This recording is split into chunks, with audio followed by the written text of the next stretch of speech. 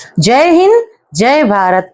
कर्मचारी पेंशनर्स और family pensioners की वेलफेयर से जुड़ी जानकारियों के साथ मैं रीना सुतार आप सभी का स्वागत करती हूँ।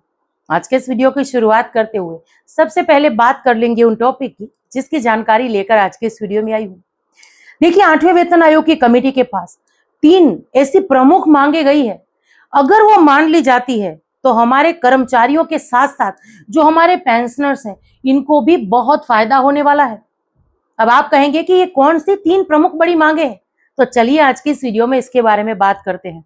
इसके साथ साथ हमेशा की तरह मैंने कुछ कमेंट शामिल किए हैं आज के इस वीडियो में, जिनके माध्यम से हमारे पेंशनर्स और फैमिली पेंशनर्स ने अपनी पेंशन संबंधित समस्याओं को शेयर किया है।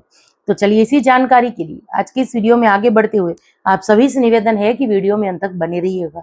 इस चैनल के माध्यम से दी गई जानकारी अगर आप सभी लोगों के लिए यूजफुल रह रही है तो लाइक और शेयर कर दीजिएगा।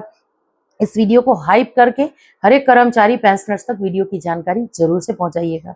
आप चाहें तो चैनल को ज्वाइन कर सकते हैं, लेकिन अगर अभी तक सब्सक्राइब नहीं किया है जल्दी से पहले चैनल को सब्सक्राइब कर दीजिए, नोटिफिकेशन ऑन रखिए और फिर वीडियो को देखना कंटिन्यू करिए। तो इसी के साथ आज की इस वीडियो की शुरुआत कुछ कमेंट्स के साथ करूंगी।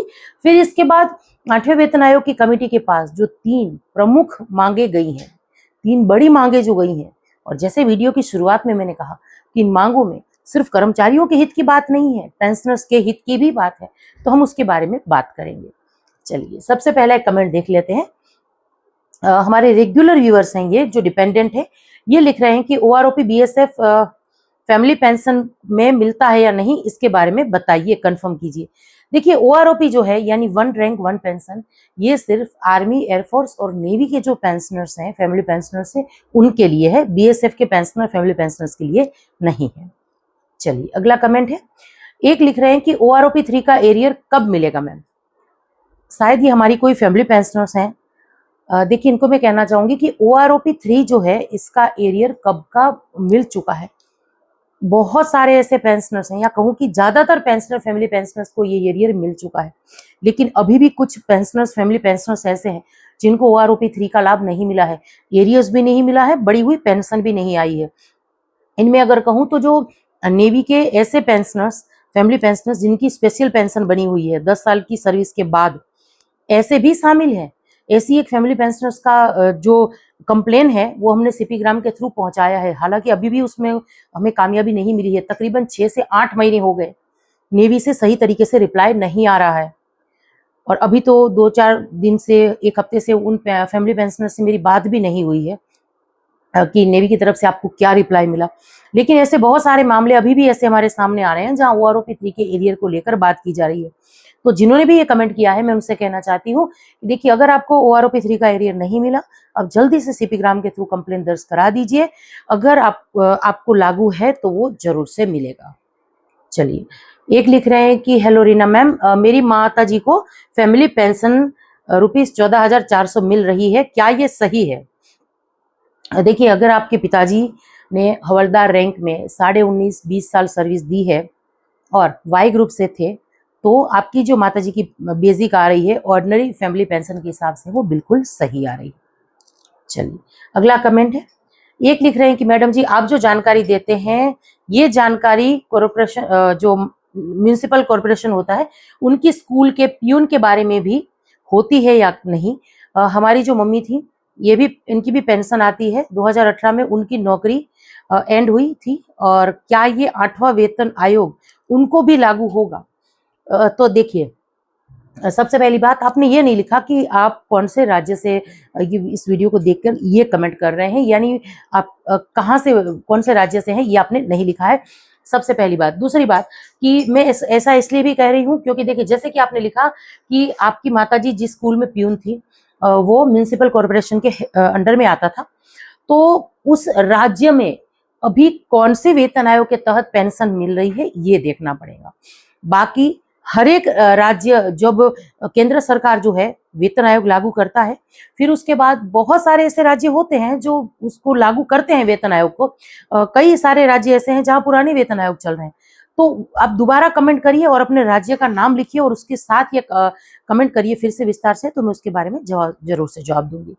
चलिए अगला एक कमेंट है जिनमें हमारे व्यूअर्स ने, देखिए, अच्छा लिखा है यहाँ लिख रहे हैं कि मैम बहुत अच्छा चैनल है आपका, और मेरा 13 साल 6 मंथ का रिप्लाई आपने दिया, और मेरे आर्मी का जो पेंशन है 33,300 है, और कमेंट जो कम्यूटेशन वगैरह कट रहा है वो 3600 रुपये कट रहा है, और टोटल लगभग 33,500 के आसपास जो है वो पेंशन बन रही है।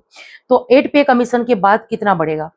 देखिए, अभी जो सैलरी आ रही है आपकी या अभी जो पेंशन आ रही है, उसमें अगर बेसिक की बात करूं मैं, तो उससे डबल बेसिक तो जरूर से होगी, क्योंकि कल भी बहुत सारी ऐसी रिपोर्ट्स मैंने पढ़ी है जहां पर यह कहा जा रहा है कि फिटमेंट फैक्टर जो है वो 2.0 रह सकता है, या उससे हो सकता है कि थोड़ा सा ज्यादा भी हो। लेकिन जैसे कि मैं हमेशा कहती हूँ कि जब तक फिटमेंट फैक्टर का सटीक आंकड़ा हमारे पास नहीं होगा, तब तक हम इसके बारे में बात नहीं कर पाएंगे। चलिए अगला कमेंट देख लेते हैं। एक लिख रहे हैं, चिल्ड्रन एजुकेशन अलाउंस क्रेडिट कब तक आएगा? देखिए, आप केएसबी में एक बार जो है ग्रेवेंस डाल के देख लीजिए। बहुत सारे पेंशनर्स, फैमिली पेंशनर्स को ये पैसा मिल चुका है, लेकिन अभी भी कुछ पेंशनर्स, फैमिली पेंशनर्स ऐसे हैं जिनको इस पैसों का भुगतान नहीं हुआ है। तो आप जो है केएसबी में क्वेरी कर सकते हैं, लेकिन इससे पहले केएसबी में लॉगिन करके थोड़ा ये देख लीजिए कि आपने जो क्लेम किया था चिल्ड्रन एजुकेशन अलाउंस के लिए, वो अप्रूव हुआ है या नहीं हुआ है, किसी वजह से वो रिजेक्ट तो नहीं हुआ है। ये सारा वो चेक करके अगर वो अप्रूव हो गया था, इसके बावजूद जो है आपको पैसा नहीं मिला है, तो आप केएसबी से इसके बारे में एक बार क्वेरी कर सकते हैं। चलिए अगला कमेंट है, एक लिख रहे हैं कि मैम नमस्कार, मैं 5 फरवरी 1999 में डीएससी से भर्ती हुआ था, और 2019 में जो है 31 को पेंशन आया था। टोटल डीएससी की सर्विस जो है 20 साल 5 महीने 25 दिन है हवलदार से। मेरे को एमएससीपी मिलेगा। अभी बेसिक पेंशन जो है 23,100 है। देखिए, आप पहली बात तो कि आप डीएससी से 2019 में रिटायर होकर आए हैं, तो आपको एमएससीपी बिल्कुल लागू है। लेकिन जैसे कि आपने यहाँ लिखा है हवलदार रैंक से आप रिटायर हैं, सर्विस आपकी 20 साल 5 महीने और 25 दिन है, यानी तकरीबन इसको हम 21 साल भी मानकर चल सकते हैं। लेकिन 24 साल कंप्लीट नहीं है, तो नायब सूबेदार की एमएससीपी नहीं मिलेगी। बाकी 2016 के बाद जो भी पेंशन आए हैं डीएससी से रिटायर, उन सभी को जो है एमएससीपी लागू है। तो ये थे कुछ कमेंट्स जिनके माध्यम से हमारे पेंशनर्स और फैमिली पेंशनर्स ने अपनी पेंशन संबंधी समस्याओं को शेयर किया। अब वीडियो में आगे बढ़ते हुए बात करते हैं 8वें वेतन आयोग की। 3 प्रमुख मांगे और वित्तीय विश्लेषण है ये। केंद्रीय कर्मचारी, पेंशनर्स और रेलवे स्टाफ के लिए करंट वर्सेस डिमांड का विस्तृत ड्राफ्ट है, यानी अभी क्या है और डिमांड क्या है, इसके बारे में बात करते हैं। देखिए, 8वें वेतन आयोग की 3 प्रमुख स्तंभ है। पेंशनर्स, इनकी मुख्य मांग क्या है? कम्यूटेड पेंशन की 11 साल में बहाली, यानी कम्यूटेशन पीरियड सिर्फ 11 साल तक, उसके बाद जो है रेगुलर पेंशन मिलनी चाहिए। सामान्य कर्मचारी, जो जनरल स्टाफ है, उनकी मांग क्या है? जो फिटमेंट फैक्टर है 3.68 होना चाहिए ये फिटमेंट फैक्टर, और इसके साथ साथ 26,000 बेसिक पे मिलना चाहिए। इसके बाद अगर बात करें रेलवे टेक्निकल स्टाफ की, तो देखिए इनकी मुख्य मांग क्या है? फिटमेंट फैक्टर 3.80 जो फिटमेंट फैक्टर, और इसके साथ 52,600 बेसिक पे, यानी सैलरी में अच्छा खासा हाइक ये लोग मांग रहे हैं। इसके साथ पेंशनर्स की मांग पर चलिए विस्तार से बात करते चले। 15 साल नहीं बल्कि 11 साल का नियम यहाँ पर लागू करिए। इसमें देखिए एनसीजेसीएम साइड का तर्क क्या है? मूलधन और ब्याज की वसूली पहले ही पूरी हो जाती है, यानी 15 साल से पहले ही लगभग 11 साल में केंद्र सरकार जो हमें कम्यूटेशन के तौर पर पैसे देता है, वो ब्याज समेत पूरा वसूल हो जाता है 11 साल में। तो फिर 4 साल का अतिरिक्त पैसा क्यों काटा जा रहा है?